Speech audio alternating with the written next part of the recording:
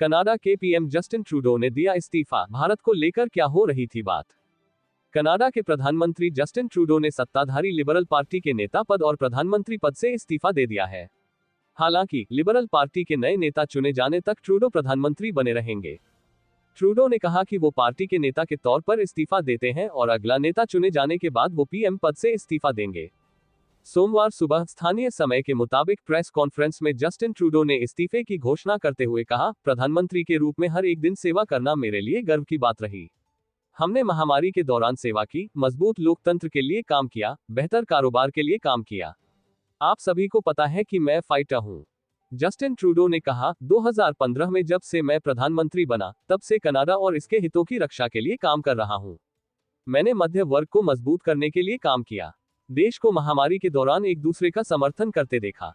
24 मार्च तक संसद का सत्र स्थगित करने की बात कहते हुए उन्होंने कहा, अगले चुनाव में देश के पास एक बेहतर पसंद होनी चाहिए और अगर ऐसे में वो आंतरिक लड़ाई लड़ते रहेंगे तो वो कनाडा में मतपत्र पर लोगों के लिए सर्वश्रेष्ठ विकल्प नहीं हो सकते हैं। ट्रूडो ने इस दौरान प्रधानमंत्री के रूप में अपनी उपलब्धियों का भी उल्लेख किया। उन्होंने कहा कि 2015 में जब सत्ता संभाली थी तब की तुलना में कनाडा की स्थिति बेहतर है। कौन लेगा जस्टिन ट्रूडो की जगह? जस्टिन ट्रूडो की लिबरल पार्टी के गवर्निंग नेता के तौर पर इस्तीफा देने की घोषणा के बाद से इस पर चर्चा तेज है कि अब उनकी जगह पार्टी का नेता कौन बनेगा। टोरंटो की सांसद और पूर्व उप प्रधानमंत्री क्रिस्टिया फ्रीलैंड का नाम शीर्ष दावेदारों में से एक है। वहीं पूर्व सेंट्रल बैंकर मार्क कार्नी का नाम भी इस सूची में है। ट्रूडो ने खुद ये स्वीकार किया था कि वो कार्नी को अपनी टीम में शामिल करना चाहते हैं। इस लिस्ट में परिवहन मंत्री अनिता आनंद का भी नाम है। कनाडा की विदेश मंत्री मेलनी जोली का भी नाम है। इसके साथ ही जस्टिन ट्रूडो के 9 साल के शासन का अंत होने जा रहा है। कहा जा रहा है कि जस्टिन ट्रूडो की मतदाताओं के बीच कम होती लोकप्रियता के कारण लिबरल पार्टी के भीतर से ही इस्तीफे का दबाव था। कनाडा में इसी साल अक्टूबर से पहले चुनाव होने हैं। ट्रूडो पिछले कुछ समय से न केवल विदेशी मोर्चे पर जूझ रहे हैं बल्कि घरेलू राजनीति में भी उनके लिए कई मुश्किलें खड़ी हुई हैं। ऐसे समय आए हैं जिनमें कहा जा रहा है कि उनकी पार्टी चुनाव हार सकती है। दिलचस्प है कि पड़ोसी देश अमेरिका में ट्रंप 20 जनवरी को राष्ट्रपति की कमान संभालने जा रहे हैं, तब ट्रूडो ने इस्तीफे की घोषणा की है। दरअसल ट्रंप ने कनाडा पर 25% टैरिफ लगाने की चेतावनी दी है। ट्रंप की इस चेतावनी के बाद ट्रूडो उनसे मिलने अमेरिका गए थे लेकिन कोई आश्वासन नहीं मिला था। यहां तक कि ट्रंप ने कनाडा को 51वां राज्य बताना शुरू कर दिया था। दरअसल कनाडा के कुल निर्यात का 75% निर्यात अमेरिका में होता है। ऐसे में 25% टैरिफ कनाडा पर बहुत भारी पड़ेगा। ट्रूडो के इस्तीफे के बारे में खबर के आने के बाद से ही भारतीय मीडिया में कहा जा रहा है कि भारत के साथ संबंधों में तल्खी ने भी कहीं न कहीं उनकी लोकप्रियता को धक्का पहुंचाया और बात इस्तीफे तक आ गई। ट्रूडो की नीतियां भारत को नहीं आई पसंद। पिछले कुछ अरसे से भारत और कनाडा के रिश्तों में कड़वाहट आ चुकी है। कनाडा में खालिस्तान समर्थक नेता हरदीप सिंह निज्जर की हत्या मामले में कनाडा के प्रधानमंत्री जस्टिन ट्रूडो ने आरोप लगाया था कि इस हत्या में भारतीय एजेंटों के शामिल होने के सबूत हैं। भारत ने इस आरोप से इनकार किया था। इसके बाद से ही दोनों देशों के बीच संबंध बद से बदतर होते चले गए। दोनों देशों ने एक दूसरे के डिप्लोमेट्स को भी देश छोड़ने को कहा था। मौजूदा वक्त में दोनों देशों के बीच संबंध अपने सबसे खराब दौर से गुजर रहे हैं। जब ट्रूडो ने भारत पर आरोप लगाए तो ये भी कहा जा रहा था कि ट्रूडो कनाडा में सिख समुदाय का वोट लेने के लिए भारत के प्रति इतनी आक्रामकता दिखा रहे हैं। भारत सरकार लंबे समय से कनाडा को खालिस्तानी अलगाववादियों पर कार्रवाई करने के लिए कहती रही है। भारत का मानना है कि ट्रूडो सरकार अपने वोट बैंक की राजनीति को ध्यान में रखते हुए खालिस्तान पर नर्म है। विदेश मंत्री एस जयशंकर भी ऐसा कह चुके हैं। कनाडा की आबादी में सिख 2.1% हिस्सेदारी रखते हैं। पिछले 20 सालों में कनाडा के सिखों की आबादी दोगुनी हुई है। इनमें से अधिकांश भारत के पंजाब से शिक्षा, करियर, नौकरी जैसे कारणों से ही वहां पहुंचे हैं। 2023 में अमेरिकी न्यूज नेटवर्क CNN में वैश्विक मामलों के विश्लेषक माइकल बोसेक्यू ने लिखा था, जस्टिन ट्रूडो को आगे बढ़ने से पहले घरेलू राजनीति को ध्यान में रखना चाहिए। कनाडा में भारतीय मूल के लोगों का एक बड़ा वोटिंग ब्लॉक है। ये कनाडा की आबादी का करीब 4% है। इनमें से आधे से ज्यादा सिख हैं और इसमें अल्पसंख्यक विपक्षी नेता जगमीत सिंह भी हैं, जिनकी न्यू डेमोक्रेटिक पार्टी का साथ ट्रूडो को सत्ता में बनाए हुए है। हालांकि पिछले साल जगमीत सिंह ने ट्रूडो से समर्थन वापस ले लिया था।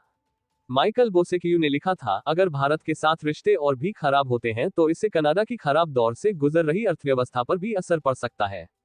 कनाडा में पढ़ने वाले कुल विदेशी स्टूडेंट्स में से 40% भारत के हैं। भारत कनाडा के 10 शीर्ष कारोबारी सहयोगियों में से एक है। भारत पर ट्रूडो की नीतियों की आलोचना करने वालों का यह भी कहना था कि ट्रूडो ने पुलिस की जांच पूरी होने से पहले ही भारत पर आरोप लगाए।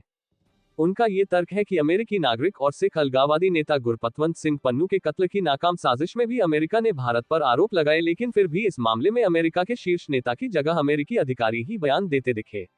इस वजह से अमेरिका और भारत के रिश्ते सामान्य ही रहे।